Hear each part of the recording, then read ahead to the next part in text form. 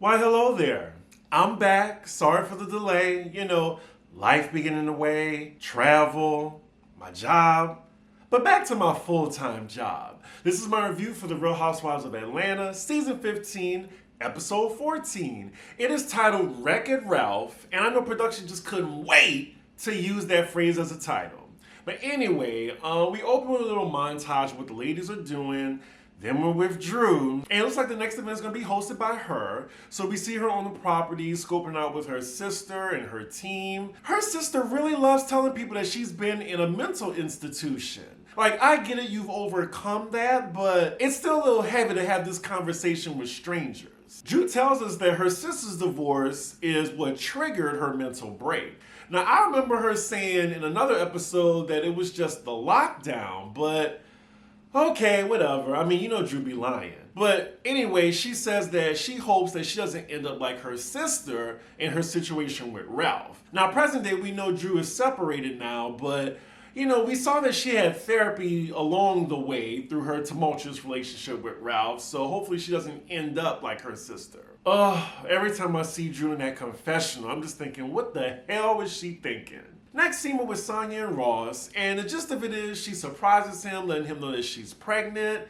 Congratulations and happy birthday. Like, they're very happy about it, but I just remember last season where she was just like, I don't want another kid, and you're hardly here to even help me raise one. Now, I'm sure we're all thinking, now that Sonya's pregnant, I'm sure she has season 16 on lock, but that's if they don't reboot it first. And I'm all for that, low key. So a little later, the both of them try to surprise the rest of the family in the house to tell them the good news. So they have them all gathered around, and they're wearing these shirts. One says "we're" on the back, and the other one says "pregnant." Unfortunately, this surprise doesn't work out for Sonya too, because the first one, she had to flip through the notebook forum to show them the pregnancy test. And this one, they're standing in the wrong spot. It looked like pregnant we're.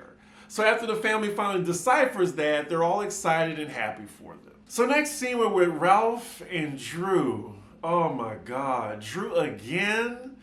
They're on date night, and already, they're acting. It doesn't come off authentic at all. Ooh, that's bold. We're having fun, right? Cheers, babe. Just come on. I can't even take them seriously having a conversation. She's talking about all these things that's going on for her and saying that actually the mental health event that she's going to need it. He then asks her, well, anything that's going on in your mind? And then she says, well, I have my hiccups sometimes. I have my breakdowns.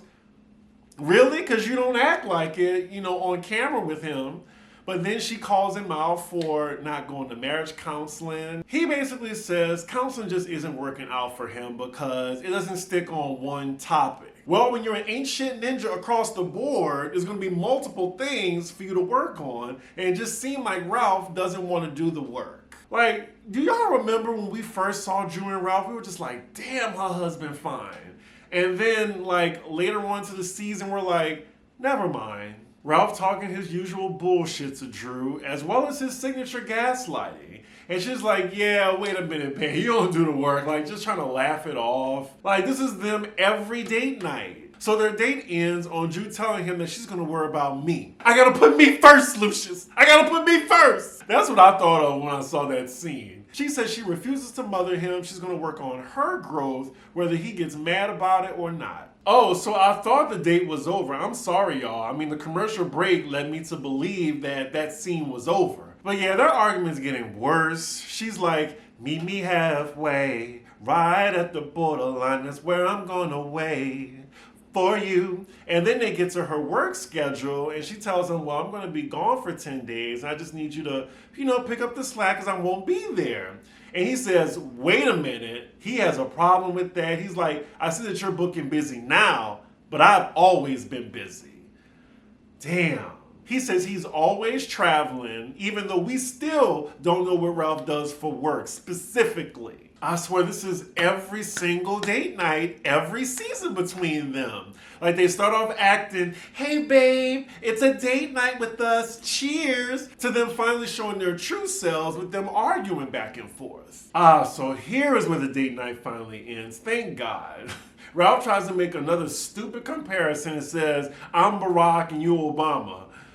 And just forgot about Michelle. Yeah, thank God this scene is over with. So next scene, we're at Moore Manor, and Candy's coming over to visit, as well as Shamia, who we haven't seen in a while. I do think that Shamia makes more sense than Moneta, but they're both equally boring. I just like Shamia just a little bit more. She just has more history with the group. But anyway, King is telling them that she's ready to have another baby, even though we saw a few episodes ago that her doctor did not recommend it. And not only does she want to have a baby, she wants to have Mark's baby since she already has the embryo for it. Like Khloe Kardashian's situation. Like, she doesn't care that the ain't shit ninja is going to be the father. She just wants another kid. She is, however, thinking about doing a surrogate. And then we find out that Shamia is using Candy's exact surrogate. And I was wondering, is that kind of weird? But then I was told that maybe not that many black women do surrogacy, so maybe it was just slim pickings. I mean, I don't know about this, but if anybody does, educate me in the comments.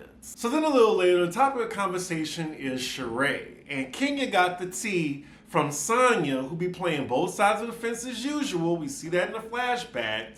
So what had happened was, Charade had her birthday dinner at Nobu in Atlanta. It was 8 people all together, and we found out that the bill was $1,500 at Nobu. I thought that's kind of cheap for 8 people, especially because you can rack it up easily at Nobu. I've worked at a place very similar to it here. But it looks like Martell, he took the check, paid for it, but then started asking everybody for their cash apps to pay the bill. That is so embarrassing, y'all. Like, we all know, like, when we go to a birthday dinner and, like, the birthday person should not pay. But if the boyfriend or significant other gets the bill, automatically I'm thinking, okay, so he's just paying for everybody. Cool.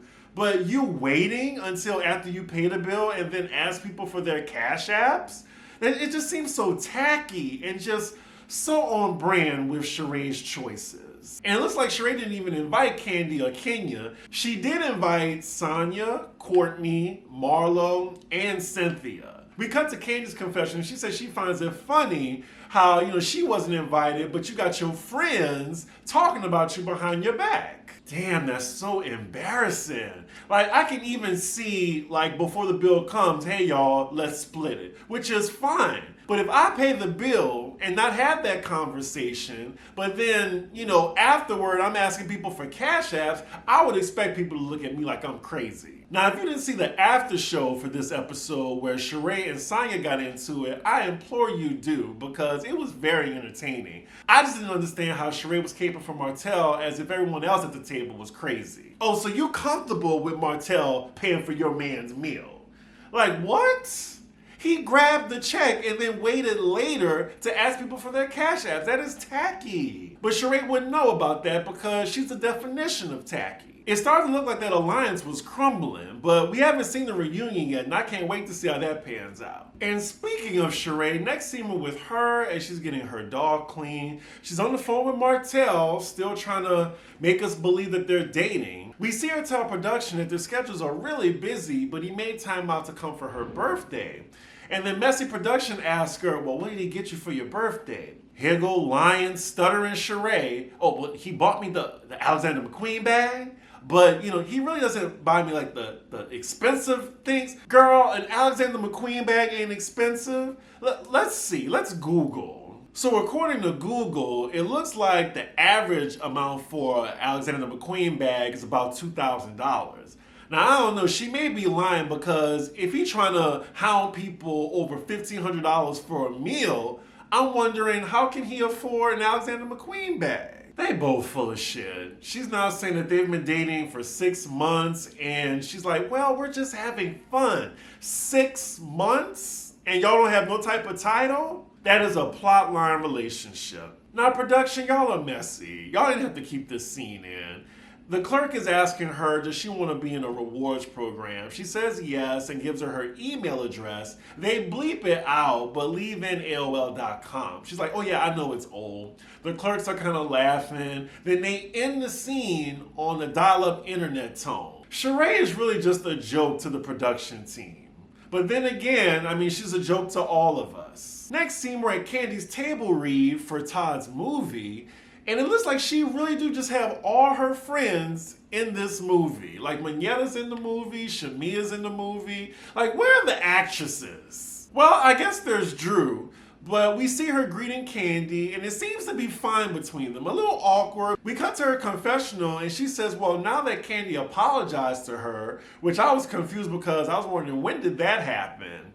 She said that she can finally move on and just get to work. I also think Candy wants this movie to go well for Ty, so she'll put up with a lot just so everything can go along smoothly. So next scene is the day of Drew's mental health event. We see all the ladies are arriving. Cynthia is a part of this scene, which is always welcoming. Here go Kenya again, inviting her friend, trying to make her happen on the show. Poor thing didn't say 2 words. And here goes a very awkward moment between Drew and Ralph. So Ralph is arriving. He hugs everybody in the room except for Drew. Now, if you go back and look at this scene, it looks like Ralph was mad at Drew because when she saw him, Ross was the first person that she hugged, not him. So he immediately wanted to get her back. Y'all noticed that toxic behavior? Because he did that when they were both rushing to the courthouse. He stayed trying to compete with his wife. He just embarrassed her in that situation and everybody saw it. I also noticed that Drew and Ralph both do their toxic behavior with a smile on their face. So the mental health day begins. They start with the drop it with Drew.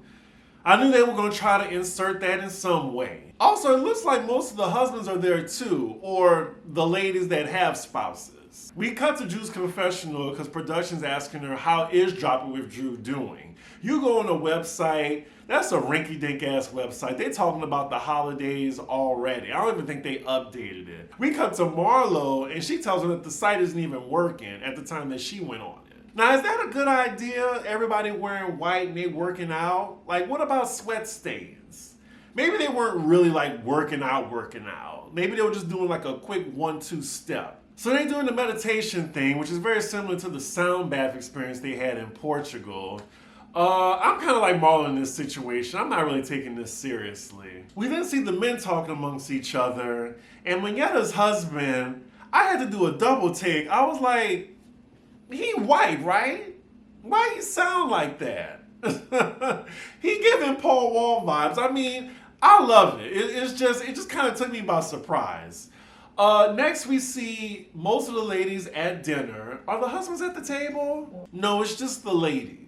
So they're talking about Portugal, and Drew brings up when she had a moment like relating to the court case where she was very vulnerable amongst the women, and they were asking her for an update on the court case. Cynthia asked her like, oh, well, what's going on? Like, what happened? Drew's talking about the girl started out as a chef and there was hair in the food. They cut to Ralph, who's telling the guys a completely different story. Not sure production is doing this on purpose, but then Drew says that the girl's now upped it to $10,000, which has a confused look on a lot of the ladies' faces because she told them $1,000 at first. Now, on one hand, I do remember Drew telling the ladies that it was $1,000 and the girl is coming back for more. That's why it's an issue. But she should have told them or updated them that she's now asking for $10,000. On the other hand, it looks like she's lying and trying to make it $10,000 so she won't be criticized with everybody sitting at the table that it was just $1,000, because initially all the ladies were like, $1,000? Girl, why don't you just pay her and make it go away? But yeah, Drew doesn't have a really good history telling the truth on this show, so I'm gonna just assume that she's lying all the time. We cut to Candy's confession. She's like, I thought it was 1K. Now it's 10K? Okay. I see what she did there. Candy, you get 10 points for that. Now, production does show us the court documents, and I don't see $10,000 on there. All I see is $1,000. So then the topic changes. Thank God for Drew that nobody challenged her at the table. So then Messy Kenya, she's asking Charade, well, how did dinner go? And I know she was hoping that somebody would bring up how Martell asked everybody for their cash apps. Also, I think Kenya brought it up because she wasn't invited, nor was Candy. So Charade says, well, I invited people that I've known for 30 years, and she starts saying Marlo and then Cynthia. Like, what? Just more lies at the table. We cut to Candy's confession, and she's just laughing at the lies. The lies. The lies. parties. Damn, I forgot she didn't even invite Drew. And then Drew was like, well, did my invitation get lost in the mail? And then Charade was like, well, Ralph told me that the baby was sick. That's why I didn't invite you. She then tells Candy that she just assumed that she was going to be busy because she'd been missing everything. Candy then assures Charade that she would have came if she was invited. Side note, I'm gonna give Cynthia her props because she is entering the conversation like at the right time as a good friend of. She then tells Candy, so Candy, what you're trying to say is that you still wanted an invite even though you probably wouldn't have been able to go.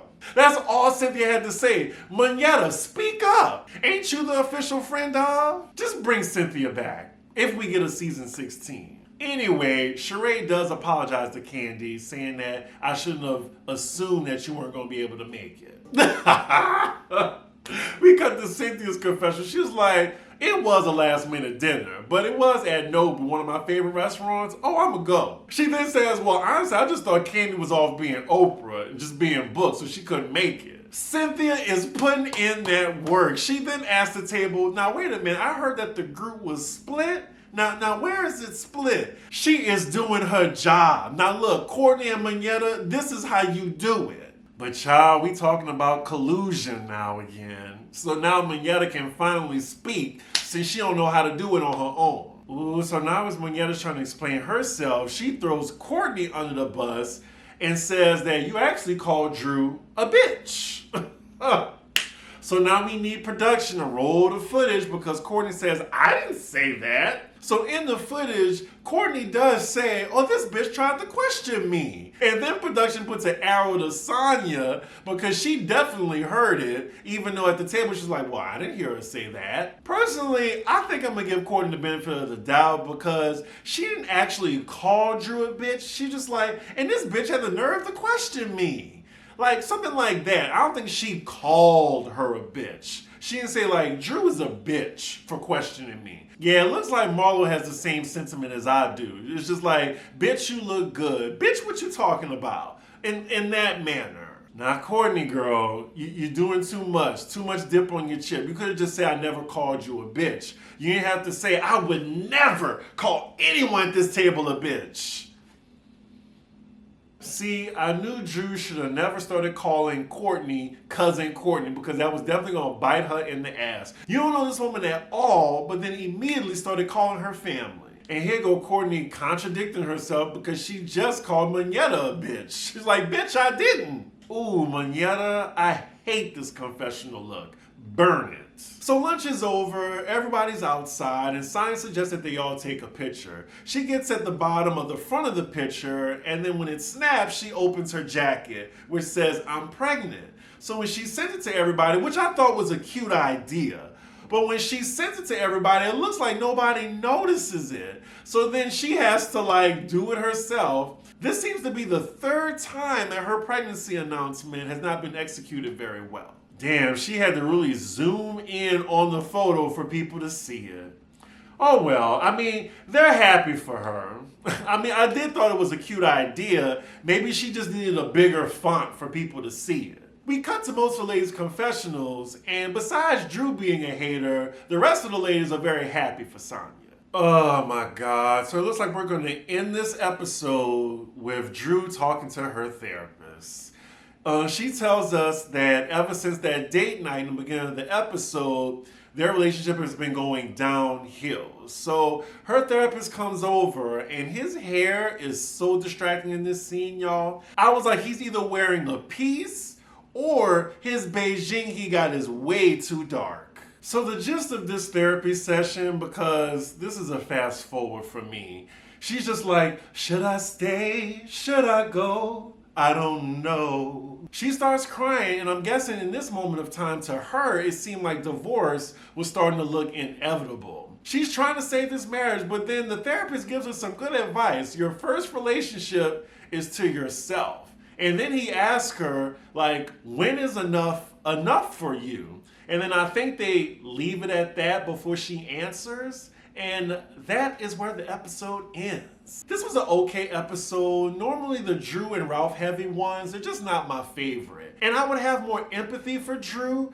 if she just didn't come off so inauthentic on the show, as well as lying so damn much. But yeah, y'all, I would love to know what y'all think about the whole charade thing and Martell asking everybody for their cash apps, as well as y'all thoughts about Drew and Ralph and how they presented their relationship on this episode. I'm gonna get to editing. Next up is gonna be my RHOA review, and then, I gotta catch up with Sonia and Luann. I missed at least 3 to 4 episodes, so I'm gonna do one review for all of that. And then for the Patreon fam, I'm gonna have cocktails with Chris again. I have 2 really good drinks I want to show y'all, as well as Chris's business. But with that, make sure y'all like, comment, and subscribe, and I will see y'all for the next episode.